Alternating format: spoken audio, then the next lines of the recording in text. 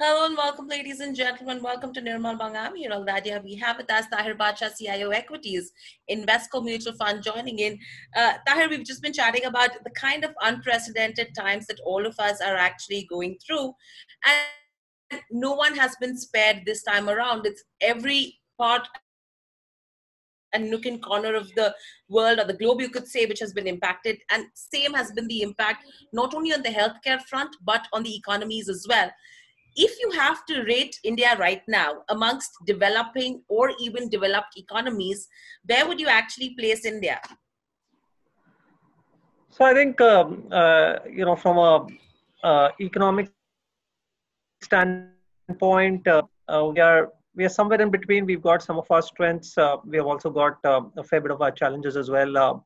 Our strengths, of course, being that we are a relatively more domestic-oriented economy, and the fact that we don't really have a lot of external debt.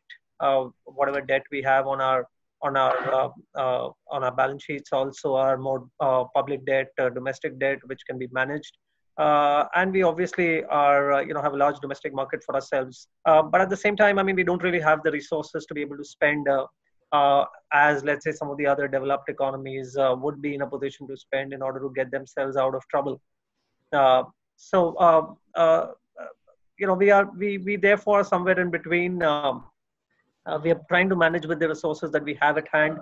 Obviously, we are not at a stage where we can, go about supporting or stimulating our economies in a very substantial manner. Therefore, we have a lot more things to balance out. I mean, we have to balance out the fact that we've got to get people to work while at the same time trying to manage try to come to grips with the virus at the same time, and also manage healthcare facilities, etc. So I think we're juggling too many balls at the same time right now, and that's where our challenge primarily is compared to many other countries. Absolutely. And with what's happening with markets as well right now, Tahir, it is a very interesting phenomenon that we've seen. I mean, a crash of almost around 40 points, 40 percentage in terms of when we hit that 7,500 mark in the month of March. And from there, we've again bounced back, say, by almost around 35% already. I mean, the calculation, if in percentage terms, looks really similar, but obviously it's a fact that the denominator plays its role everywhere. Where are we now in this game, and how are you reading it? What has led to this kind of a recovery, according to you? So obviously, there are three or four things which have contributed to this whole sharp recovery. When we had that dramatic fall in the month of March, and we hit those panic bottoms, we were at the time of the crisis where, in fact, actually the crisis in India had not even broken out at that point, particularly in India as well. We probably would have had a cumulative of some 500 odd cases in middle of March, but the virus had started to travel from some of the eastern parts of Asia into Europe, and then maybe even some parts of US, and maybe perhaps it started to make its headway into India as well. But we was nowhere there. But yet, our markets had collapsed nearly about 40%, responding obviously to the very large global meltdown and sell-off which happened. A large part of that sell-off was obviously out of panic. It was panic across, and it was also a time when there was a very little clarity about the virus itself and its ability to, and the scope and the ability of it to cause the kind of damage was not really very well known. Since then, in the last 3-4 months, a few things have happened. One is that there has been some learning around this virus. We don't have a lot of understanding about this beast as yet, but what fact that it is possible to control the virus if the right kind of measures are taken with respect to quarantining, lockdown, social distancing, etc. If you can do that in a proper manner, there are a good number of countries which have demonstrated that it is possible to, as they say, flatten the curve. It's happened in China, it's happened in Japan, it's happened in South Korea. It's also started to happen in many of those countries in Europe, which were actually in a fair bit of trouble. Especially, we used to talk a lot about Spain and what was happening in Italy and Iran at that point in time, and so on. And now those countries have come to grips with the situation. So there is now a certain bit of confidence that, look, we can do something about this. The second is, of course, the fact that institutions around the world, medical institutions, etc., have been working with a lot of ferocity in terms of getting some kind of solution in place, some kind of treatment, maybe even from a more longer term perspective, of getting a vaccine in. So those kind of efforts have seen some bit of action and visibility. Maybe we are still a long way away from probably getting a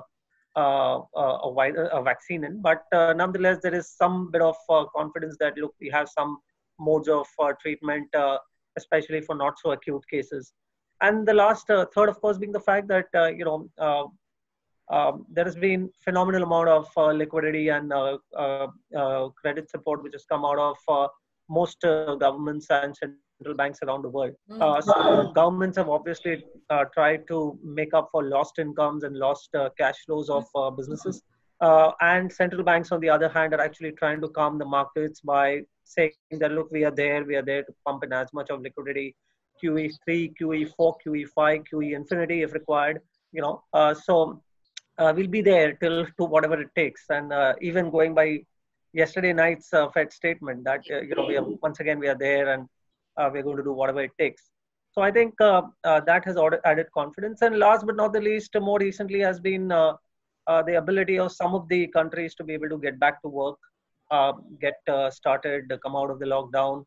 All these things have kind of given that flip back. So a lot of the panic has actually started to get out of the system, and therefore things had started to normalize. But now when I think of it and you ask me as to what next, we have suddenly, if I were to probably characterize the market as a new normal, I think what is happening is that within the new normal, we are probably at the higher end of the curve now. Uh, I did expect a few weeks ago for a market rally simply from the point of view that, look, we were also trying to emerge from a lockdown, plus the fact that we had significantly underperformed. We are still underperforming the rest of the world.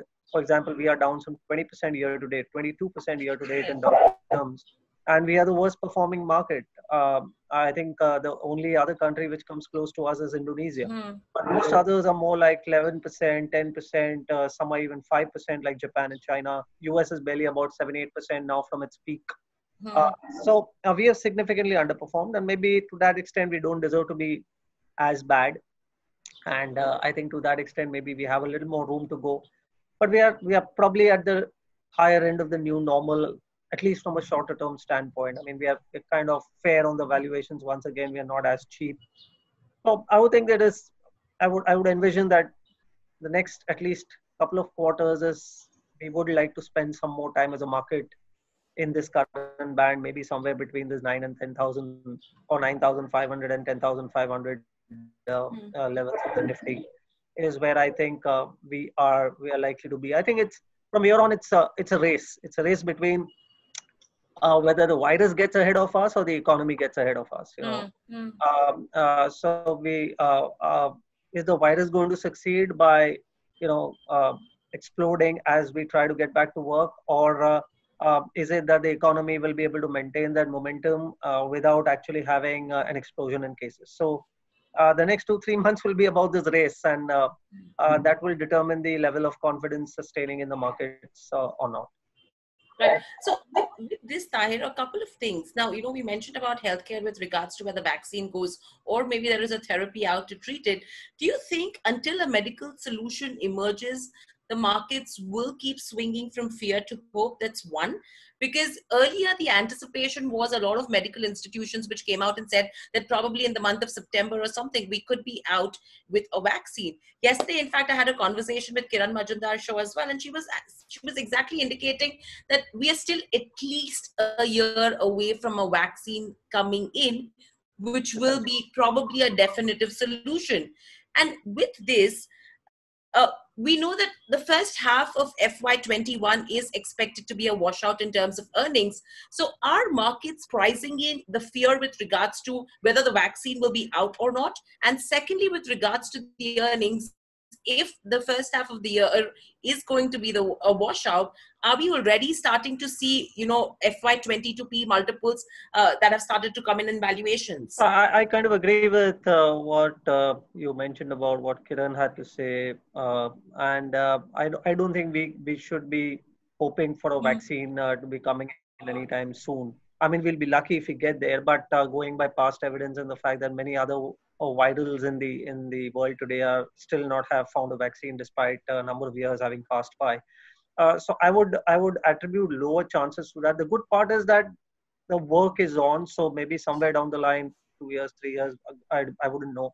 We'll probably get something out. But I don't think the market is going to get too disappointed if, let's say, in the next 6 months we don't find a vaccine.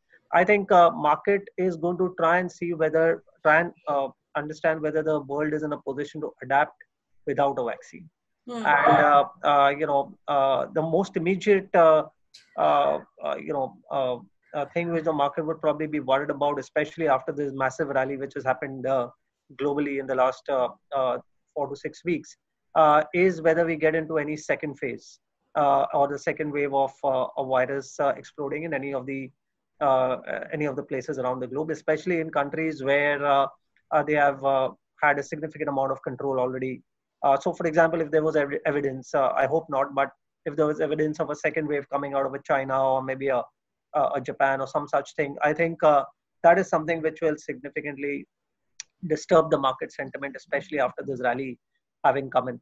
So I think that's what we need to guard against. The market needs to probably get reasonably accustomed to the fact that, look, with people returning to work, are the number of cases going up exponentially, or are they within control? It is obviously hard to or very irrational to expect that the number of cases will start moving down. As we are opening up, we will first see number of cases rise, not just in India, but even elsewhere.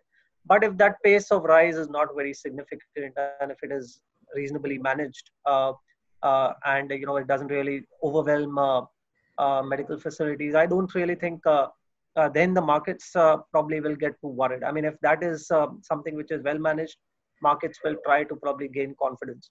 But the only thing then is the limitation will be about visibility of earnings and valuations being at a stage where, beyond a point, as we go up, the air gets thinner. So, it will become really difficult for us to kind of, bat for a lot of upside from there on. Maybe at 9,000 or somewhere below, you at least had the valuations which were reasonable or favorable or, cheap enough for you to take a call. But now where we are, it's not very easy. After a 20% rally, it's not very easy to argue for a lot of upside till the time you see some decent amount of visibility in terms of growth coming back and the earnings recovering. Right. So Tahir, then, a lot of people, in terms of retail investors, when we hit 7,500, did get onto the bus, but still because of fear factor, you have a lot of them who did miss the bus at that given point in time, thinking that probably if there is something that could worsen from here on on the pandemic front, markets could probably further go lower than 7,500, till everyone realized that we've already seen a recovery that's come in. At this given point in time, what would you then advise retail investors? Do you think this is still a good time to make an entry into the markets? So yes, I've been saying this. Look, we have seen a 40% collapse and a 30% comeback, and all that has happened. But net after all this, at least when I talk about India, we are still, like as I said, 20% below what we were at one stage, and maybe individual companies and businesses have even taken a 25 to 30% knock in their asset values, which to my mind, I think at one level does become a reasonable starting point for somebody who at least can come up with a 2-3 year kind of a investment horizon, if not more. I wouldn't say that it is the best time to invest, but like I always keep on saying, this is one of the better times to start investing. The question to ask is not about where is the bottom and when will it be formed and will we go back to 8,000 or 7,500. I think a 25% cut in asset prices is a good enough starting point. The next question to ask is, okay, if it were to fall from here, then what is the kind of capital allocation or capital that I can set aside for myself to invest in these market conditions over the next foreseeable 2 or 3 months time, and how do I stagger that investment such that if I begin with making that investment, then even as the market falls, there is a fair chance and a fair probability that I will even get some of my investments in at the so-called bottom. That bottom will only be known the next day after that bottom happens, because you're not going to be knowing that not going to be wise enough to know that in advance. Correct. So obviously, but if you don't make a beginning, then your probability of uh, getting some of your money invested at the bottom, at that desired bottom, will probably have a very low probability. So I think it's a good time to start investing. My advice would be for people to plan out as to what they want to do, what is the kind of capital that they want to set aside, and what are the products that they should be selecting in order to be able to participate. So it's important to participate at this stage. Maybe participate through some of the low to medium risk strategies, maybe more of the multi-cap strategies if you wish. There would be some people who might have a slightly higher risk appetite, and maybe they would like to go up the curve in terms of getting to some mid cap and small cap funds as well. But I think the important thing right now is to get your participation in gradually. And then as we get to another 3 or 6 months and we see a little more clarity in terms of our lives, our livelihood and economies, etc., we can always migrate to some more riskier products and try to add or whatever else. But this is how I would think is the best way to proceed. I mean, I don't really think what I'm saying is anything which is great magic, but this is as simple as how it should be, I guess. Right. So Tahir, with this now, the other bit is as to how does one actually go with selecting a company? Because what's happened right now is that everyone has been beaten down. Now, in a post-COVID world, what would you think could be the new normal for India Inc., taking into consideration the stimulus package that has been announced by the government, and how will India Inc. then perceive, and how do you look at that? So you bring up a good question that, in the new normal, there will be quite a number of things that will change. There will be also a good number of things which may not change. So uh, human behavior is very unpredictable. And, we have also all been confined to our houses and four walls in the last 3, 4 months. And we have been trying to rack our brains in terms of, how our lives will change and how will I behave differently once I step out of the house, as and when, it's time to do so. But some of these things might change. Some may just change, but they might change so gradually that you might not even notice. And therefore, so I would think in terms of trends, there will be, it is possible to think of a few things. Whether they will certainly happen or no is difficult to say. But I'm sure there will be a consumer who will be relatively more defensive. There will be, borrowing and lending practices, which will be a lot more controlled and defensive once again. We will have a lot of online and digital intervention in various kinds of businesses. We will have companies who will be thinking very, very, conservatively as far as capital allocation and investments go. And it will be a situation where we will be looking forward to a lot of state support in various ways, whether it is investments out of the public sector or the government, or maybe any kind of um, other form of support to at least the distressed sections of the economy. So all these things will keep defining your investment choices in the market based on whether it's going to be a defensive consumer. Will it go to things which are more low ticket items? Will it go splurge onto things which are relatively more high end discretionary? Um, will it be more about public spending, and therefore should I concentrate on things like public infrastructure? Should I be thinking more about online companies or who are going to benefit out of that? So all these variables will come to play, and I think we'll have to, even as fund managers at our end, we'll have to constantly keep rebalancing and adjusting our portfolios as we see evidence of certain trends happening or not happening. So, but what clearly we are trying to at least we are very clear about at this stage is that no matter what form it takes in terms of companies or businesses or sectors, we obviously can't look at companies which are going to be very, very levered or very leveraged from the point of view of balance sheets.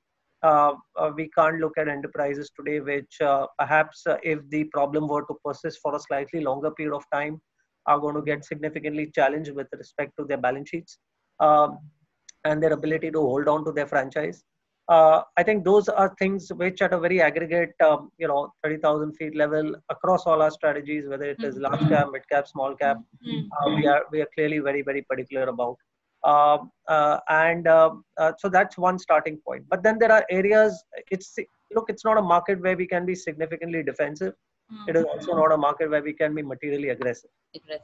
Today, we don't have a choice but to take a balanced view, because this is an uncertain beast, and we've never had this kind of an uncertainty, and never had a situation where we are unable to say as to what will the future hold 6 months from now and even 2 years from now. We take middle ground, we keep a balanced approach.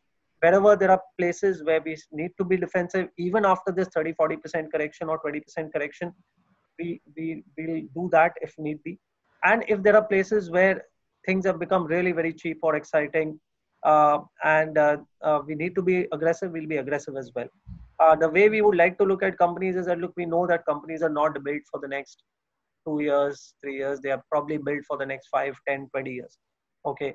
Now, when franchises are built for that period of time, uh, uh, if we were to assume that this problem were to even last the next 2 or 3 years, let's say that's what happened probably during Spanish flu time, that it maybe lasted for almost 2 or 3 years.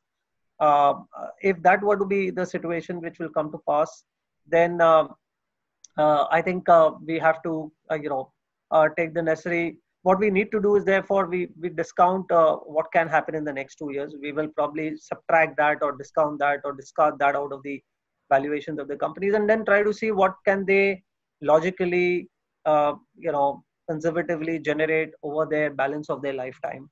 So it is more about then calculating intrinsic value of these enterprises, trying to assess their franchises, and then if market prices are suggesting that they are even below those intrinsic valuations, then clearly, like I said, we are happy to be aggressive.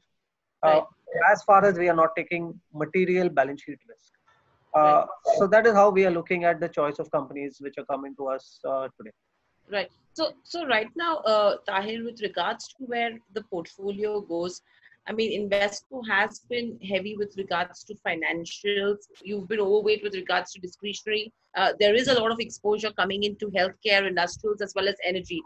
How have you? I mean, how is the? I mean, how have you looked to rejig your portfolio in this time? And what is it that you have been overweight on now? So, what we have done in terms of a couple of material changes, like as I mentioned earlier, that we have been, even after a 25-30% collapse in asset prices, if we still perceived risk and we needed to be defensive, we've been defensive. So, for example, in the banking and financial services space, we may have reduced our exposure to some of the non-banking financial companies. We would have probably increased our exposure to some of the banks, especially some of the frontline banks. We've been, and that is once again coming from the fact that, look, where is it that we see balance sheet strength, and where is it that the franchise is a lot more durable? Because, like as I said, we don't know what the scenario will unfold, how the scenario will unfold in the next some time. Banks have also collapsed in terms of valuations, and so have NBFCs, right? So I'm in a way neutral to switching one from the other, because I know that what I'm buying is also cheap enough, even though I might be getting out of something which has fallen quite meaningfully. Uh, if I'm going to get a recovery, I'm quite sure that I will get it in some of these banks and those parts as well. And if I probably see further downside, then I'll probably be a little better off in banks, maybe compared to some of the other lending entities. So that's the way we have thought of, let's say, banking. Within that, maybe we have even perhaps gone to the extent of increasing exposure to some of the non-lending entities, for example, those which are more of the asset manager variety, or maybe more of the insurance kind of franchises, maybe some of those which are more like capital market related, uh, you know, entities, part of the capital market ecosystem. So those are the kind of choices which have probably made in the banking and financial services. If we were to take probably things like consumer discretionary or consumption as a basket, within which, like as I said, what logically seems to be the case is we will probably see more of mass essentials doing relatively better, probably coming back faster, seeing lesser challenges in terms of recovery compared to, let's say, things which are more towards the higher end of the discretionary curve. So we have positioned ourselves for some of those kind of plays within the consumption sector. And this is aside of staples. Even outside of staples, if there are consumer discretionaries which are relatively more to do with household utilities, or it could be with things like apparel or footwear, those probably make a lot more sense than going on to the higher end consumer discretionary at this stage at least. Um, there are sectors like maybe industrials, where again we've tried to avoid sectors which are probably going to be dependent on a lot of labor participation, because we have the whole labor related issue on the front of migrants, and that's going to take a fair bit of time in my view to probably restore back to normalcy. So can we look at industrials which are not necessarily significantly dependent on very large labor force participation? It is more about products or services around that product, and maybe light industrials. Those are the kind of choices that we have kind of made as far as industrials as a space go. Technology and pharma obviously is something which is more of a defensive core of the portfolio. Right. And there it's more about building out some of the more bottom-up choices within those sectors as a defensive. Some part of it is also to do with they giving us the necessary exposure to global markets. Because again, that's another level of uncertainty. We don't know whether India will recover first or whether it'll be the US, which will probably do better. Sitting out here, probably it looks like they are going to be in a better position to recover faster than we can do. So I think again, so the whole idea is to de-risk and at the same time also try to see that we don't lose out on participation. We are broad-based. We are not taking any sides. This is not a stage, as I said, where we can be significantly defensive. Nor is it a stage where we can be materially aggressive. Taking a calibrated, balanced, middle of the path view to us appears to be the best option. Right. So with this, if you talk about even, I mean, a lot of people are of the opinion right now that it's the best time to select the biggest, the largest of every sector. Now, with this point of view as well, you are seeing, the mid caps and the small caps, which have started to play a catch up rally, which have been underperforming over the last couple of years, if you have to compare them to the large caps as well as the benchmarks. Do you think the rally that we've seen right now in the small caps and the mid caps is here to stay, and it would not be not advisable to look at the broader markets? So yes, there is, markets do get into shorter periods of time these dispersions between the large cap and mid cap, small cap performances. And we are perhaps at that stage maybe now where the mid caps and small caps have trailed even this recovery compared to some of the large caps. At least some of the, quality mid caps and quality small caps perhaps may not have participated to that extent. So that bit of catch-up rally is kind of likely to happen, and it might happen over the next few weeks or a month or so. I think that gap will try and close. We are seeing it happen even as we speak. So I think that perhaps has still a little more leeway and room to go further. But then after that, it is it is more about then from whether from there on do you get a meaningful domestic growth cycle, or at least you get evidence of a domestic growth cycle. If that were to happen, then I think mid and small caps will continue to be in play. If you don't get that, then maybe beyond a point it will be difficult to argue for them, at least over the near to short term. But I'm sure if you take a more 3-year, 4-year kind of view, generally things level out. And sometimes, for example, after the 2008-9 crisis, once the dust settled and you went into 2012, 2013, you would have seen that actually mid and small caps did far better than large caps on an aggregate basis from the lows of 2008, 2009. So even that possibility is very much on the table. But you need that evidence of the growth cycle to happen. We had started to get that sometime in September of last year, middle of last year. And it was trying to play out, and we saw a decent catch up of the mid and small cap space versus the large caps. Unfortunately, we were hit by the COVID interruption, and that has been once again kind of broken. But if we get evidence of a growth cycle back, I think there is a fair chance that mid and small caps might even end up doing much better than some of the large caps. It's not, again, within the large cap space, it's not that everything is expensive and everything is, not done a lot. And in the mid cap space, it is not that everything is cheap either. So we have choices in the large cap space as well as in the mid and small cap space at this stage. Right. In fact, there are a couple of questions pouring in as well. What's your view with regards to where the telecom and data service sector is concerned, taking into consideration that everyone is working from home, the quantum of data usage that is going up as well? So this sector is something which is quite interesting because we got into this sector relatively early, and we probably started to position ourselves for telecom almost a year ago.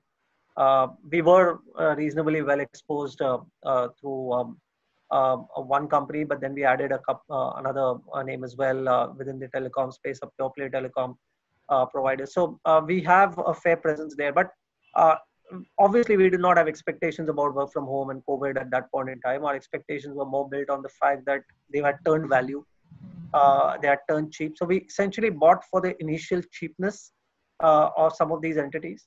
But with that expectation that, look, this cheapness can go away as this sector starts seeing better economics, and better economics resulting out of consolidation, resulting out of the fact that the price curve had gone down significantly over a decade or so, and return on capital for many of these enterprises had come to a stage where it would have no longer been possible, tenable to keep moving down the price curve any further, and the fact that there was evidence of consolidation which was happening. So I think uh, what I'm trying to tell you is that our investment rationale for the sector was very different. Uh, uh, of course, the COVID and the whole work from home has brought in a new dimension altogether, and will probably accelerate that process um, of recovery in the economics of the business, along with probably additional growth thrown in because of higher data usage, etc. that you said. So I think the story is getting stronger, and some of these companies are not still very expensive either. I think telecom and anything around telecom technology and the telecom ecosystem is or digital is probably going to be here to stay. I think it will become a relevant part of Indian markets. Uh, but it's still unfortunately in India we don't really have some of these kind of sectors which are really very material. Unlike, let's say, you see in the US where the FANG stocks and some of those others are very, very heavy from the point of view of not just the market caps, but even from the point of view of the economy. Our economy is still significantly centered around financials.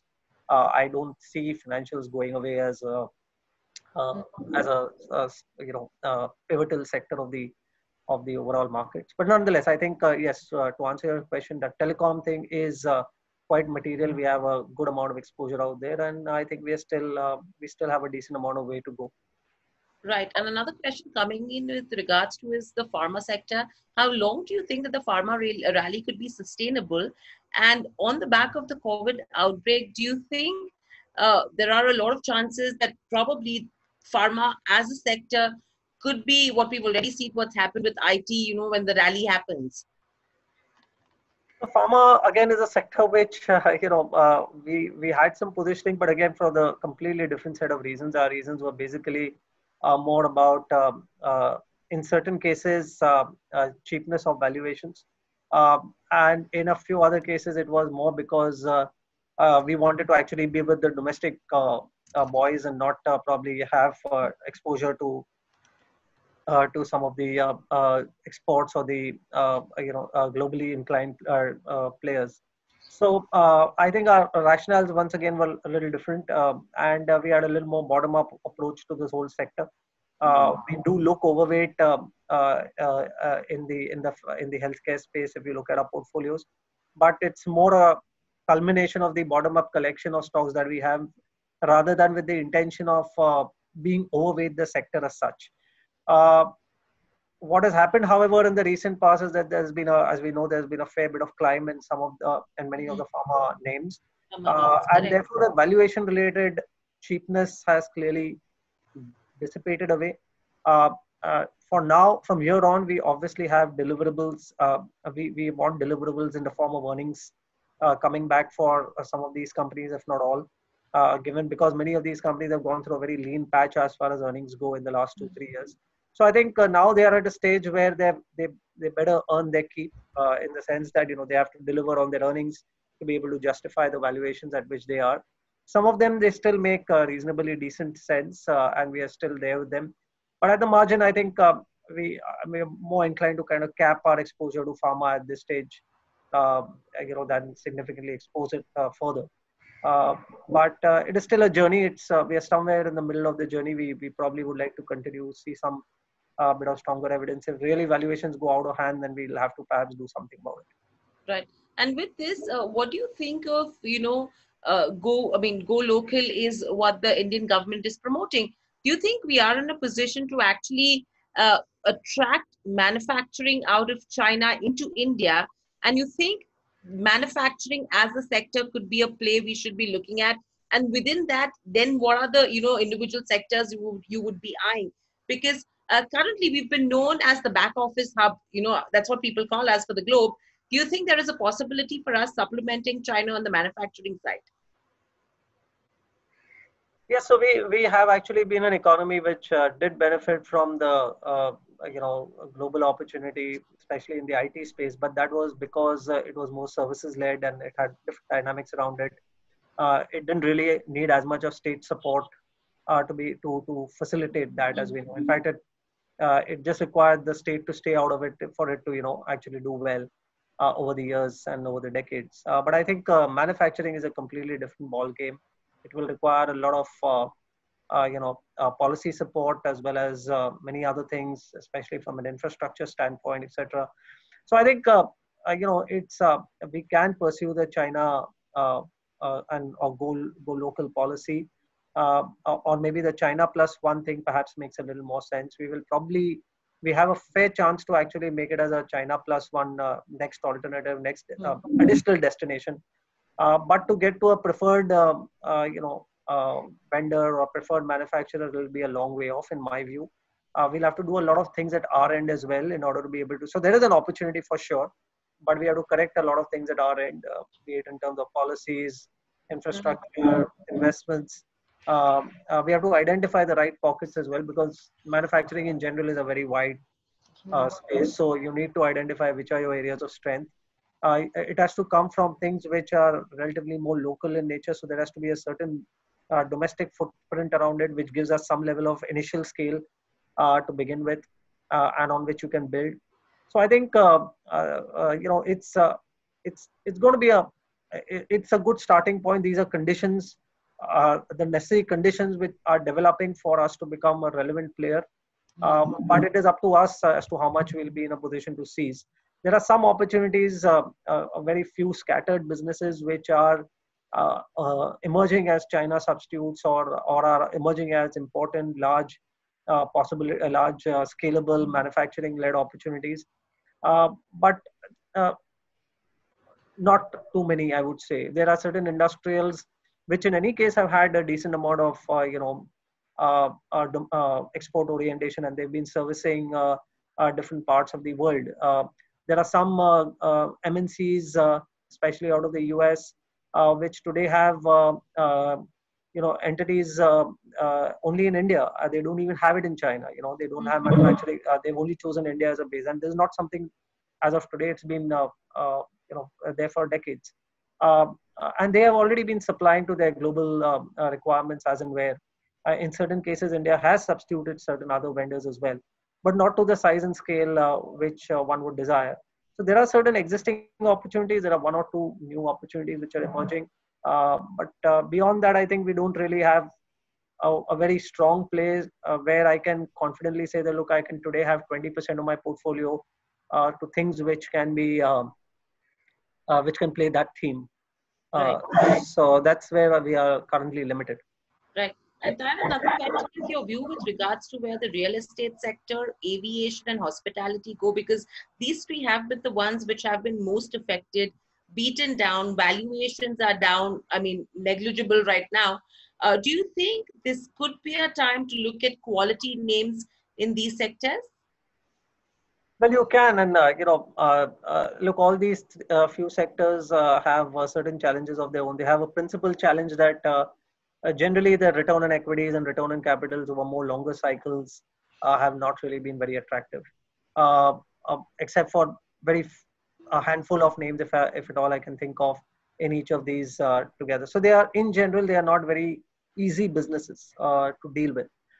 Plus, they are businesses which perhaps, as we think of it, and I could be wrong in this, could be the most challenged as far as uh, post-COVID world Hmm. is concerned, be it aviation with respect to whether we would take to flying. We are very comfortable, chatting with each other like the way we are today on things like Zoom and whatever else. So obviously, the need for travel. At least I'm planning to cut down my travel requirements by a good amount. I'm sure we would all be wanting to desist traveling overseas for a fair bit of time. So it's a practical thing. I mean, it's maybe that fear will dissipate over a period of time, but very initially, I think this is a all these are things, and then everything around it. So if you mention hotels or tourism, this is all part of that same Hmm. ecosystem. Hmm. Uh, Real estate has its set of challenges now coming from that whole work from home concept. Now it may not be very very strong eventually, but can it at the margins substitute? So there I can see a possible substitution effect. Is there a possibility that commercial could lose but residential could gain within the real estate space? And I'm just thinking aloud. Today we don't really have any exposure to any real estate stock in our any of our portfolios. So I think there are some of these sectors are at the forefront of the COVID challenge, and because of social distancing related initiatives that will be required, or anything else. And then they are, as I said at the beginning, it's a at a bigger overlay is that they are not very easy businesses to deal with. So I think we are trading with caution in all these areas. In fact, to be honest, we don't really have any exposure to any of the sectors, these sectors that you mentioned. Right. And very lastly, my last question coming to you is coming in from, I mean, I'm just clubbing in two questions of the viewers. One is the rally that we are seeing right now, is it again also driven with the kind of FI investments that we've been receiving in the last couple of months? Or do you think there is a possibility with this that there could be a sudden sell off that could come in and they could start looking at other emerging markets? And that would be one of the points where we would start losing out in terms of the kind of levels that we are seeing. And secondly, what is your target in terms of Nifty 50 in FY20? No, so flows are really difficult to call on, and they are fair weather friends, even over very short periods of time, especially. We saw a very sharp outflow of nearly $10 billion in a very short period of time in the month of March and a little bit of April, and that was a panic sell-off which happened. And then after that, we've seen a good amount of foreign participation, especially when we would talk of some of these large deals which happened.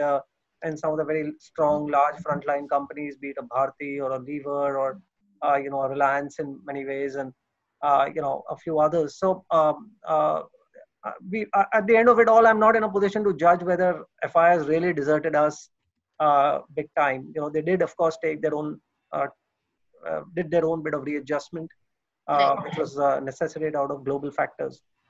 So again, very hard to call as to what can happen in the future. But now that we have already climbed a little bit in the markets, today the the monitorable rather, as I would say, is whether India can manage the virus situation well.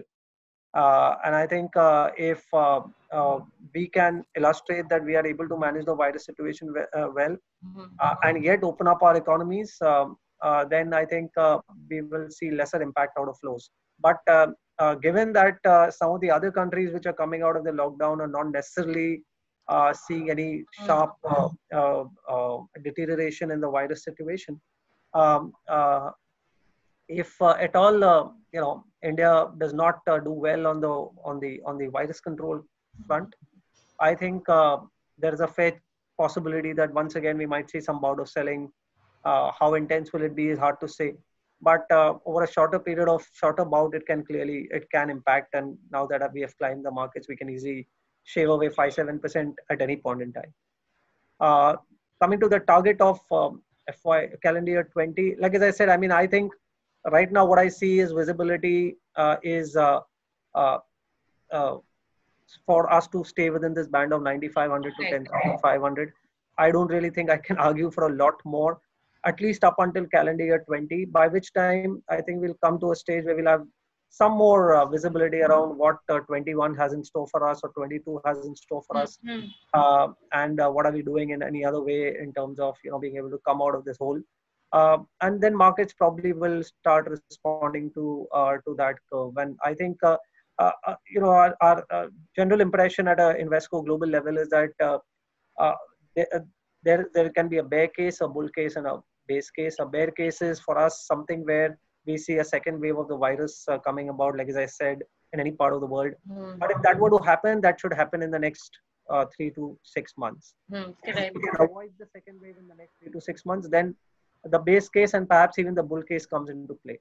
And why is because of the fact that then we look forward to gradual resumption of the economies, and bull case materializing probably from the fact that obviously it will be a recovery supported by a huge amount of liquidity which is sitting, given the kind of stimuli which or stabilization measures which many countries have actually provided in the last few months. So that liquidity can just do, we've seen what liquidity can do to markets in just 3 months. Right. So imagine if liquidity were here to stay, and it is going to stay. I mean, we know that this liquidity is not going away in a hurry. So I think combined with reopening of economies and stabilization plus liquidity, the bull case and base case, the bull case probably also starts coming into play sometime in calendar year 21 stroke 22. But otherwise, I think for this year, we will spend some time here probably in this band for a while, is what I would probably think. Absolutely. Like that range is going to remain. I think we're not, I mean, because there is a lot, I mean, there are a lot of ifs and buts that need to be taken into consideration as well this year from the healthcare and the medical perspective, as you clearly mentioned out. But a great conversation, Tahir, great insights that we picked up today as well. I hope you enjoyed being on the show as well. And a thank you from Nirmal Bang and all the viewers as well who've joined us for this webinar. We will come back to you soon as well as to how we should be rejigging the portfolio once again, once probably we cross that 10,000, 10,500 mark on a certainty levels as well. But thank you so much for joining us on the show. Okay, again, for sure. Thanks very much. Thanks to Nirmal Bang for organizing this. Hope to be again on the show sometime in the future. Thank you. Thank you.